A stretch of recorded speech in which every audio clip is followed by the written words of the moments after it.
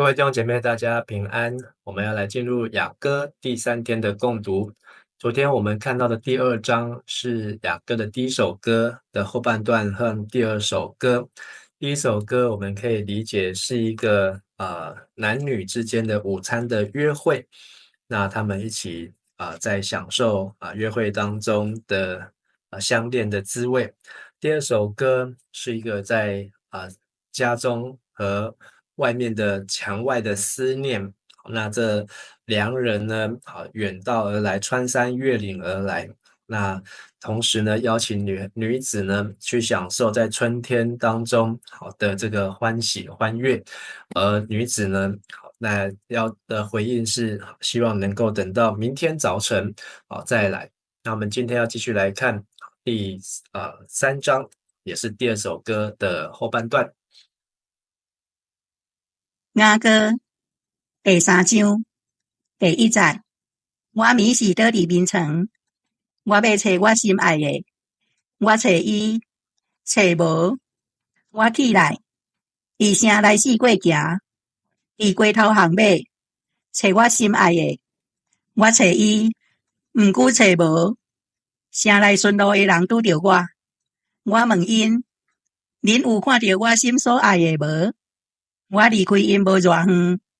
就找到我心爱的，我甲伊牵着，毋互伊离开，到我带伊入去阮老母的厝，就是欢迎我迄间房间。耶路撒冷的查某囡仔啊，我去羚羊甲田野的乐母，阮切甲恁欢呼，毋通拍醒，毋通搅扰阮的爱情，到阮欢喜满足。第6节。第3首，女，迄个对旷野来，形状亲像火粉的跳，用木药、乳香，甲生理人底卖的香粉，互伊发出香味的是啥人？你看，是所罗门的桥，四围有60个勇士，拢是对以色列勇士中景的，因拢熬用剑，熬烧剑，逐个摇下刀。防避迷失的危险，所罗门王用黎巴嫩的茶，为家己做一顶桥。第10节，挑用银做，挂用金做，座位用紫色的材料，内面是用耶路撒冷的查某囡仔的爱情铺的。色安的查某囡仔啊，就出去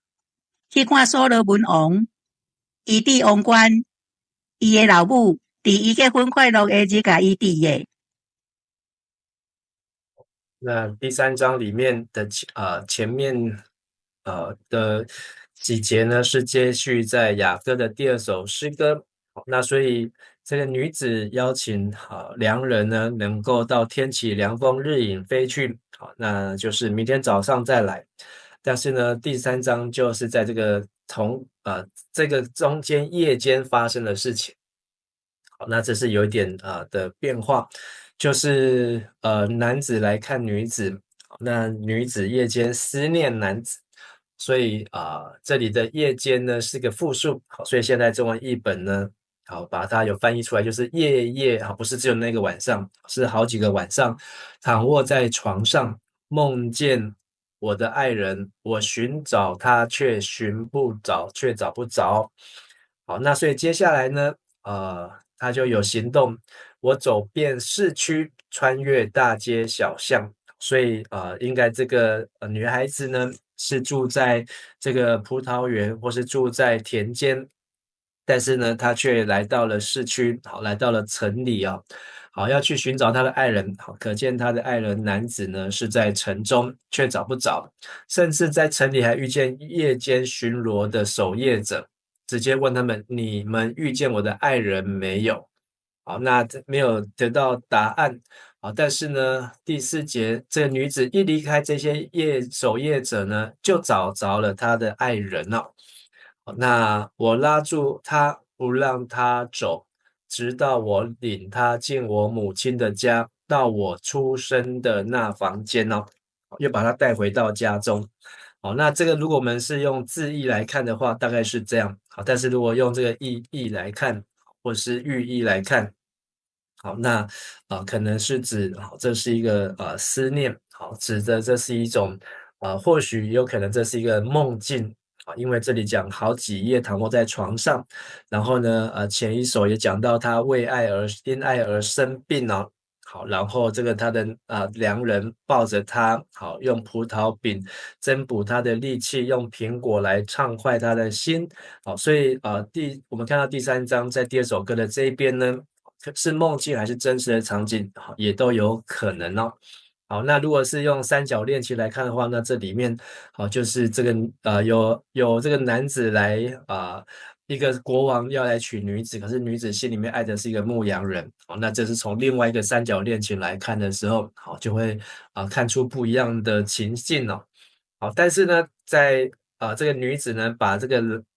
她所心爱的人呢带回她的娘家母亲的家，甚至是她出生的地方，然后甚至呢就不让她走，好，不让她离开。那在这里，这个第二首歌的最后一节，耶路撒冷的女子们呐，请答应我，指着羚羊和母鹿发誓，你们不吵醒我们，不干扰我们的爱情。好，那这个跟我们在读第二章的第7节，好，就是第一首歌的最后一句也是一样啊。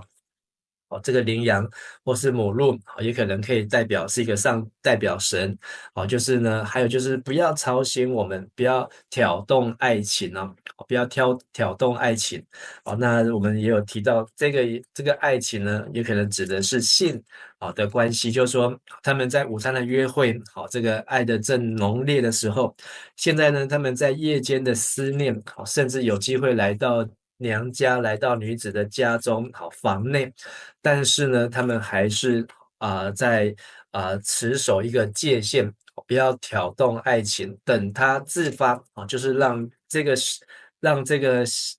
相爱当中的这个性的关系呢，能够在适当的时机、成熟的时机来到。好，所以他们也意思是说，他们也在这里踩下了一个刹车，好，没有继续再发展下去。好，那我们继续看好第三首歌，这是雅歌的第三首歌啊，所以是另外一个场景哦。所以刚才第二首歌呢是讲到好，在这个女孩子的家中，好，然后在窗内，男子在窗外，好，然后在梦中或是在夜间，好，他去寻找，然后带入了他的家中。好，那第三首歌。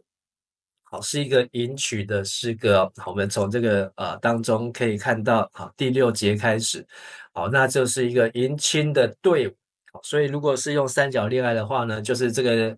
苏拉密女呢，好，她喜爱的是牧羊人，可是她最后还是得嫁给所罗门王。好，但是如果就是正常的所罗门跟着苏拉密女子的关系，好，那就是在他们的终身大事成婚的那一天。我们看第6节，那从旷野上来，好像烟柱。好，那这个烟呢，是香料所烧出来的烟哦。好，然后极多的意思，好，以致成为一个柱子。用商人贩卖的乳香和没药熏染的是什么呢？好，那它就是一个也记得好读雅歌，我们不是用读的，还要用学习用唱的，唱出一个意境，好，就是哇，那是一个婚礼热闹的场面，好，然后看到很多的香气浓郁，还有这些的烟柱，好，其实是各样子的没药、乳香上等的香料，是什么呢？看呐，那是所罗门的车子。所以是这个现代中译本翻成车子，好，那和本翻成是轿，好，那这个轿子呢，好，其实它的这个希伯来文的意思是指一个轻便的床榻，好，就是它可能比我们想象的轿呢，或是一般印象中的轿还在大，是人可以躺在上面的，好，可以说是一个头等舱、商务舱，好，可以躺卧在那上面，好，所以以至于它面积比较大，好，如果轿子的话，4个人、8个人扛抬就已经很大的大轿，但是它是一个床榻，轻便，好，那所以上面一样可能也有搭帐篷。所以多少人来扛抬呢？这个所罗门的轿呢，有60名兵士护卫着。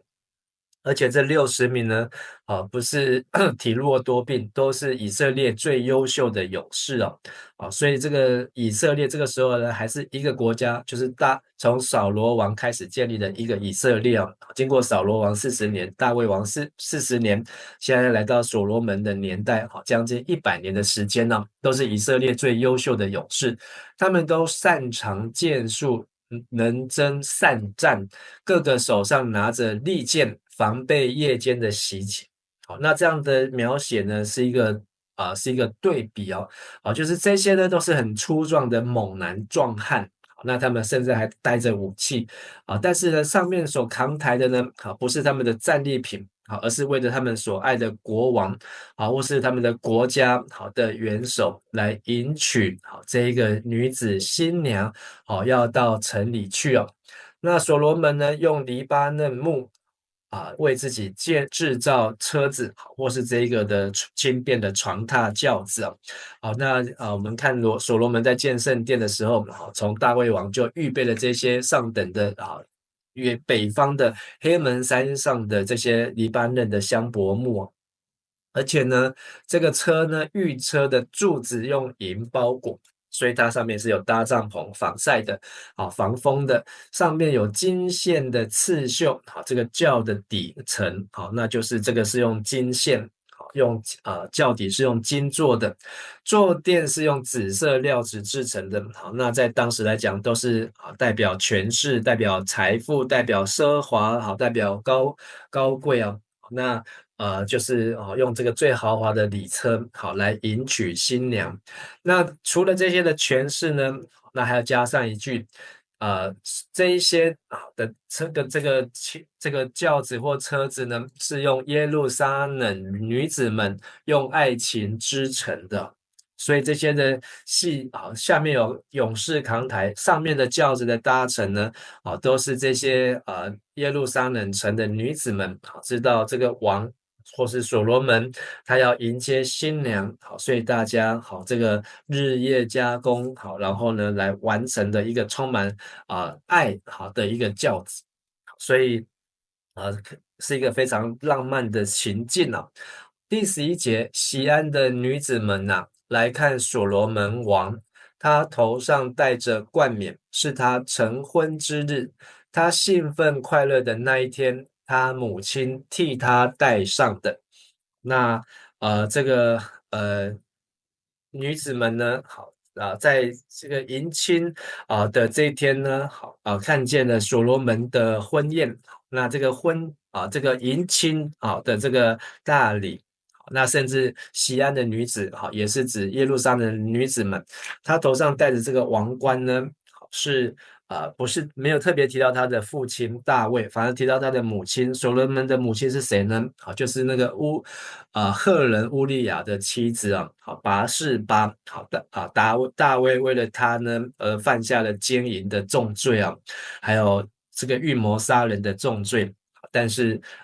这个所罗门的母亲呢，就是这位拔示巴。为所罗门戴上了这个冠冕，那这个冠冕呢，是指花冠，花冠，那是一个华冠，那在这第3首歌还没有完，明天第4章我们会继续来看完这首歌，后面非常精彩的部分不过今天第3章，让我们呢承接了第2首歌，还有进入到第3首歌，从家中的思念呢，进入到成为这个。迎娶好的这个场面，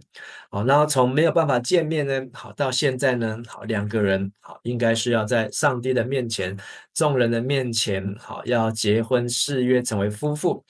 那在这个婚礼的当中，其实这个雅歌没有太多的描绘婚礼礼拜的细节和情景。只有讲到这个迎娶的过程，那甚至呢，所罗门戴上的冠冕呢，那由他的母亲为他来祝福，所以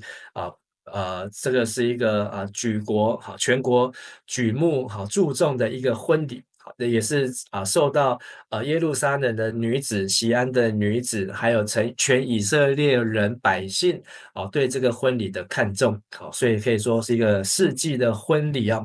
好，我们今天分享到这边，我们一起来祷告。亲爱的天父上帝，谢谢你，让我们从今天的经文当中来思想我们对于心所爱的爱人，我们在思念当中也能够来唤醒我们心中的爱情。当我们在恋爱的当中、热爱的当中，在爱情的当中，也让我们能够学习保守自己，不要唤醒，不要挑动爱情来等它自发。有上帝在我们的爱情当中，成我们的帮助者、引领者，还有成我们的祝福。也求你祝福，不论我们在已婚的弟兄姐妹，或是未婚的弟兄姐妹，还是准备进入婚姻的弟兄姐妹，都能够领受从神、从我们的家人给予，还有我们的亲友给予真诚的祝福，让我们的每一个人人生的终身大事，也都能够成为一个美好的见证，成为一首美丽的诗篇，能够来见证上帝你的爱和恩典。我们在你的面前献上感谢同时再次透过这首雅歌，也让我们来联想主耶稣如何的爱教会。如何的为教会所有的信徒、所有上帝的子民来预备一个极大极美的婚宴，甚至是在天上这个羔羊的宴席，甚至是一个世纪永恒的婚礼，能够进入到神的乐园国度当中也让我们带着这样的期待，在地上、在教会、在世上能够来做预备建立教会，成为一个圣洁、没有瑕疵的心腹。我们谢谢主，我们这样子祷告祈求，奉靠主耶稣基督的名，阿们。谢谢大家，大家平安。